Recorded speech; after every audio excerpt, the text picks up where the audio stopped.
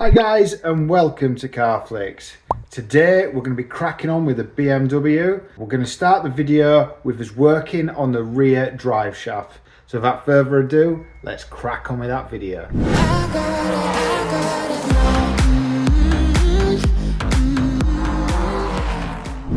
Right, so finally got the drive shaft out. It was an absolute nightmare. I ended up having to borrow a neighbour's hammer drill using this hammer function, and it took me about half an hour before it started actually moving and getting out, and then I had to drop the exhaust to get the damn thing out as well.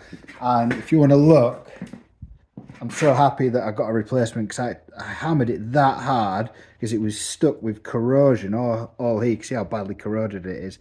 It actually bent the whole thing. But if you look here, this is the new one. It's so much better quality. Obviously, they even included the nut on here. I just want to show you the difference between me hammering it and trying to get it out and this one as well. They provided the nut, even though I'm going to replace it anyway. Even damaged the old one trying to get it out. So they gave me this new one with all the bolts included, which is another really good thing. If a breaker gives you all the bolts as well, because I've got one missing anyway, that is such a lifesaver. And yeah, that's now ready to go back in. I'm going to put this back in, but first I'm going to take the reluctor rings off because I've got some brand new ones here. These rings here, I may as well knock them off and put brand new ones on. And then yeah, I'm going to put everything back together. I've got some new nuts as well, and then we should be ready to test the ABS, see if the ABS light goes out. Right, so now I've managed to get the old reluctor ring off, and this was in such a sorry state. Look at the rust that's actually come off with that. So what I've done is I've used a wire brush on a drill and I've managed to bring it back to life, which is pretty cool. And then I'm going to put this new ring on, and because obviously I've lost a bit, it should be fairly easy to get the new ring on, I'm hoping. And there you go, they just knock on, they slid straight on, no problem, and then you just knock them down until they can't go down any further. And yeah, really happy with that. So now I'm going to stick these back on the car. One eternity later. I've got both drive shafts in. I've put a new nut on there, and obviously I've crimped the nuts at the end so it doesn't undo. That's all done. Connected the new ABS sensor up. That went in really well. Same on the other side. New nut, new drive shaft, and then again new ABS sensor. That's all ready to go. Today's task, I did start putting the new brake hose on last night. So this is the old one. It's seized on, so I'm gonna have to use a little trick to get that on, but I managed to re-thread the caliper, and I'll show you what I did. Basically, I got really lucky. The old brake hose I stripped off.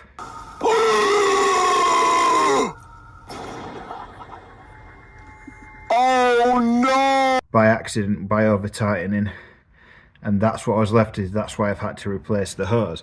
But luckily, I didn't strip this end. So if I just flip this over here and we have a look, the threads are actually good in there. And what I did was to clean the threads out. I went to the shop and I managed to get the same thread pattern. That cost me 50p each for these two. Got this and basically reworked that in and out of the caliper, and it redid the threads on the caliper, which now means I can just install my new brake pipe.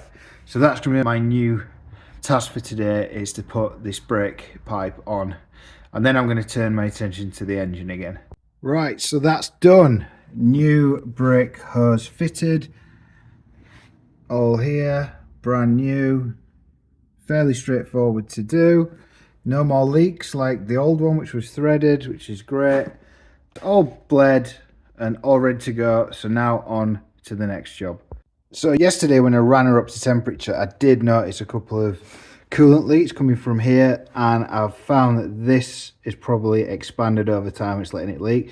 So I wrote a little F on it. I went to the shop and I bought a new clamp Yes, they're not the same type, but these are a lot easier because you can cut the old one off, put the new one on. You don't even have to take the pipe off, which is a lot easier than doing that.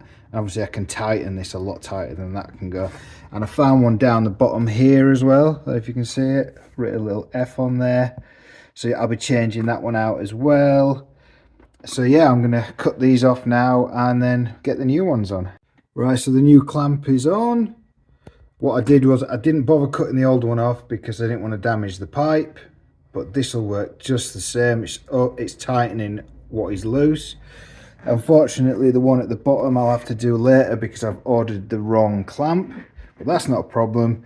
I'm now probably going to drop the oil because it's full of Berrymans at the minute, and then I'm going to start tackling the valve cover gasket again because it's still leaking. Right, so I'm just doing an oil change, and bearing in mind this car has literally done about a mile worth of test drive and 20 minutes revving. Look how dirty that oil was. I don't know if you can see in there. That's super dirty. The filter is trashed. Now remember, this has had Berrymans through it. If you remember, it's this stuff over here which cleans pretty much everything. And look at the state of the oil. If we come down here, look how black that is. Now, is that because the Berrymans has literally cleaned the whole engine up? Could it be that? God knows, but that's the old filter, filthy. The new filter's going in, and we'll just have to see. But I'm now going to take the head off again and reseal for the second time this rocker cover gasket. Right guys, so we're back on the BMW and we are going to attempt to do the valve stem seals, which I didn't want to do, but unfortunately I've got to. I've purchased all the correct tools. I've got a bit of rope, I've got some new valve stem seals, I've got a torque wrench, I've got zip ties, and I went onto BMW. Big shout out to them, and got some proper tools for actually doing the job in the first place. So I'm not going to bore you with it. I'm going to go step by step, but what I'm going to do is, after I've done each bit, I'll let you know how I get on. So I think the first thing I need to do is to get this head off. So if you want to see the process, go on to BMW, really good guy. Give him a thumbs up, subscribe to him, he's brilliant. I'm going to take all this off and get down to the valve stem seal. 6.5 hours later. So the head is off. If you want to know how to do that, go on to BMW and he'll tell you how to do it. It's got a really good guide. These are the two camshafts with a Valvetronic system on top. And this is now giving me access to all the valve stem seals, which are here. So I'm going to have a little break and I'm going to start using the special tool I also got from BMW to change these valve stem seals. Right, so I just wanted to show you what I'm doing. I'm using the rope method, where you cram the cylinder full of rope, which stops the valves going back down.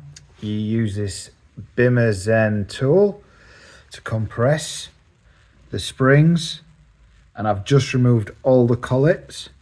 So now I'm going to remove this tool, which will then allow me to take the springs out and get to that valve stem seal.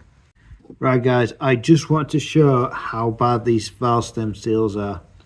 So if you look here, I don't know if you can see in this light, if you look at the size of the hole in comparison with the bottom of my screwdriver, it's about the same circumference, okay?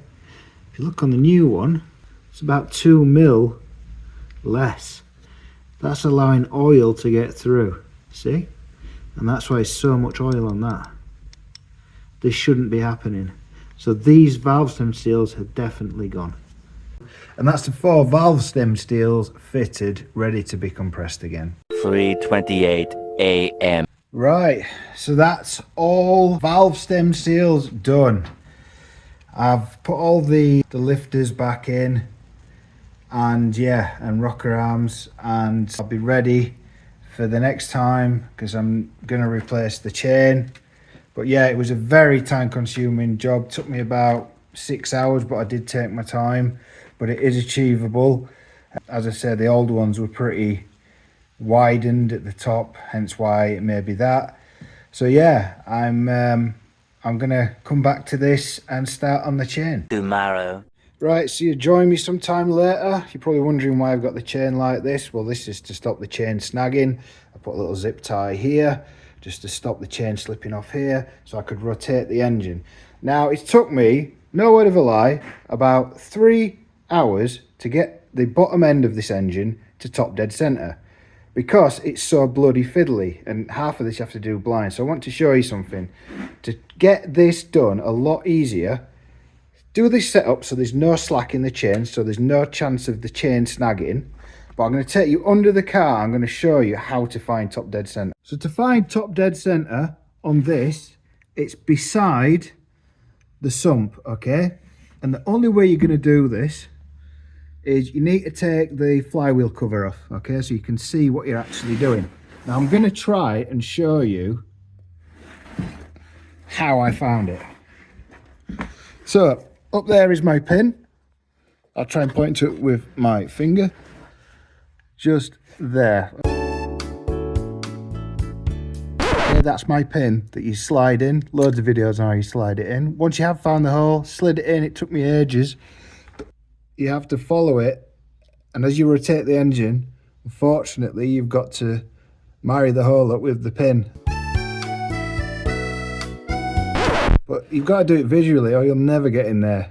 So turn the engine, put the pin in once you remove that cover, and watch the pin go through, and then you won't be able to turn the engine then. That's how you know it's locked. 3 weeks later. I'm back with the BMW. It has been an absolute nightmare. I'm going to take you quickly through what I've done. I didn't want to bore you with all the work, but I'm kind of like halfway through the full job now.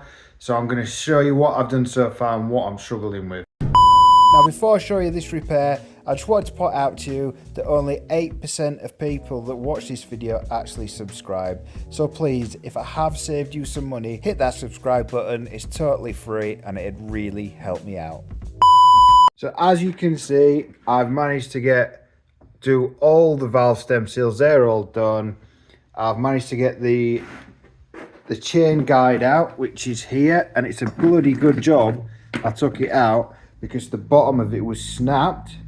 So that's one good thing to changing the guide rail out. You'll probably notice the engine is right up against the bulkhead if you look, because I was told that you could get the sump out by just lifting the engine off the engine mounts, which I've done under here. But the problem is I took the sump off and it won't come out at all. I even took out part of the sump pump to try and get it past, but there's no way you can even get that out, that sump. It's such a bad design. So what I'm gonna have to do is drop the subframe just on the bolts, I'm hoping, but we'll see how that goes. But yeah, it's been a massive challenge. I'm still doing it, still trying my hardest, and I'll show you some of the end results when it's done. Well guys, that was a nightmare. Look how much I've had to lift the engine and drop the subframe to change a sump on this BMW. It is just ridiculous. And this is how it looks the other side. It was so difficult. It took me about 6 hours to get the sump off, but I've managed to get it off, cleaned it all up. This is the old one, completely and utterly solid. I just wanted to show you why I changed the rail guides and why I'm going to change the chain as well. Look what happened here at the bottom. This has snapped off and these have both snapped at the bottom, so I'd have never have seen that. And this is the new one, look, completely new. You can see the colour of the plastic has changed over time as well. But yeah, this one's going in and this will be a hell of a lot better. Right guys, so the chain's out. So the old one is on the left and the new one is on the right, and as you can see, as we zoom in on here, there's not much in it at all. I don't think that chain that's done 138,000, and that ain't that bad at all. I'd say it's about 1 mil longer than the new one, but yeah, new one going in. So progress so far. I've loosely put all the Vanos back on, the new chains in, the new guides in, sump is off. Everything is going really smoothly. I've just put the Vanos sensors back in. I'm going to put the brackets on next, and then it's going to be starting to tighten everything up. Day 2. Join me the next day. I didn't have much time for filming yesterday because I've done so much. I've timed all the engine up. All the engine is all timed. I've put the serpentine belt back on. I've put the new pulley on under the car if we go under. The sump is now all on, and it was a pig to drop the subframe even more. And if you're wondering how I did the subframe, I literally just disconnected the top mount and dropped it. Everything, you didn't need to disconnect anything else. There was plenty of slack for you to drop it. So today I'm going to be putting everything back together under here, get the subframe back up. Then it's going to be getting the rocker cover back on. Probably wondering what all this red stuff is. This is extra sealant that you're supposed to put on, which I didn't know about, but I've put that on as well. Ready to put the new one on because this stuff stays sticky till it's hot. But yeah, I'm going to crack on and I'll let you know how I do. 2,000 years later. Here it is. It's all back together. All the under trays back. I don't know if you can see that. All the under trays are back in. I filled it with oil. Everything's ready to go. I was going to turn the car over and then I noticed this like coolant leak. And lo and behold, when I pulled it away from the block, this is what I found. It actually snapped off, and obviously to get this part off, it meant I had to drain all my coolant out. So I've got no coolant in the car at the minute, but it is full of oil. So I've also put all the wheels back on, but what I'm going to do now, I'm going to order this part here. I don't know what it is, there's no item code on it, but I'm sure I'll be able to find it. And then I'll fit that, fill it with new coolant, and then I'll start her up and see if I finally fixed probably the worst car I've ever worked on. It's fought me all the way, and it's made me hate working on this car, but this is where we are now, and I'm really excited. The part has arrived, which broke, which stopped me starting the car last time. So let's go and fit this, make a bit of room, and hopefully I can start filling it with coolant, and we should be able to go for the first start. So without further ado, let's crack on. So the pipe that's in question goes into the side of the block there. If you can just see it there.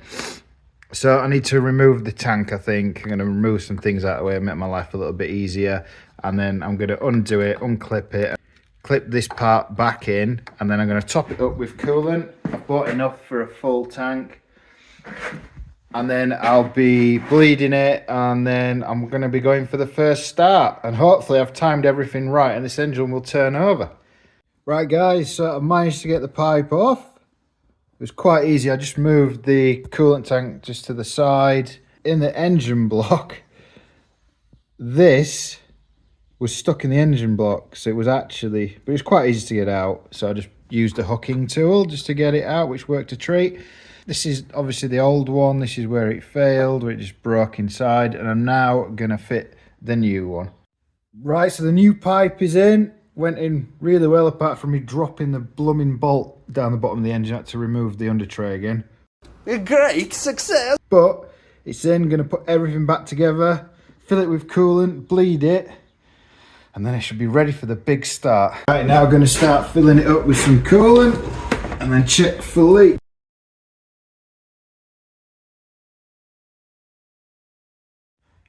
Right, so now I've filled the expansion tank up. There's going to be a lot of air in here. I'm going to do the method of bleeding this car. You can find it on YouTube, really easy. And I'm going to see if I can get some air out of the system. Right guys, so for whatever reason I can't get the electric water pump to activate. No idea why, so I'm going to have to do it the old-fashioned way, which is having the engine running with the cap off. And I'll just have to keep topping it up. But this is the moment of truth. This is where I'm going to start it. I'm so nervous. I'm actually shaking a bit because this has took me so long to do. I've never done anything like this. And this is the telling point if I've done everything correctly. So wish me luck. Right, so I'm getting in. This is it now. There's no going back. About a year's worth of hard work's gone into this. Let's try it.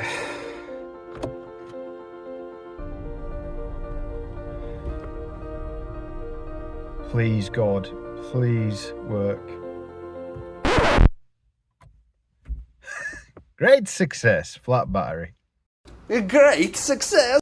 It wasn't a flat battery, it was the terminal one on properly. Right, let's start again. Here you go, guys. Praying to the car gods. Yes! Yes! On the button! On the button! On the button! On the fucking button! Oh my god, that was on the button! Right. The coolant's going down. The coolant is going down. Oh my god, I'm so happy. The coolant's going down. I need to fill this up with coolant.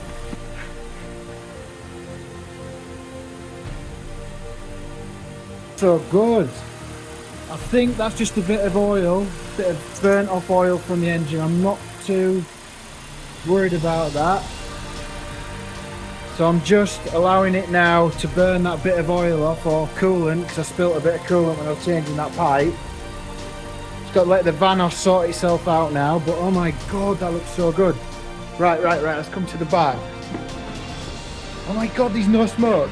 There is no blue smoke anymore. No blue smoke. Look at that, guys. The valve stem seals have worked. That is so awesome. Right, let's get some air in here so I don't kill myself. Wow. Oh, I'm so happy. I cannot tell you. So what I'm going to do now, I'm going to let the engine idle, find itself, and then I'm going to keep watching the coolant, because obviously in there you can see the coolant is starting to go through. It'll probably need a bit of air bleeding out of it, so allow that to bleed all the air out. But oh my god, I'm so happy. Thank you for supporting this channel. I really appreciate it. Right, so she's up to operating temperature now. I think all the air's gone. I'm actually really surprised. I'm going to see if I can feel heat in there. There's a bit of cold spot in there, but I'm sure that'll come out with a drive. But yeah, it's running great. Listen to this when I rev it.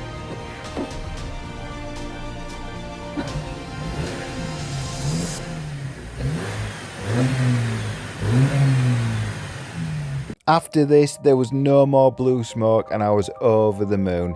Let's leave the video there, and on the next video join me as we do some few cosmetic things to make the car look good for the MOT and for selling. Thanks ever so much for watching. I hope you found this video helpful. If you did, please don't forget to like and subscribe. See you on the next one.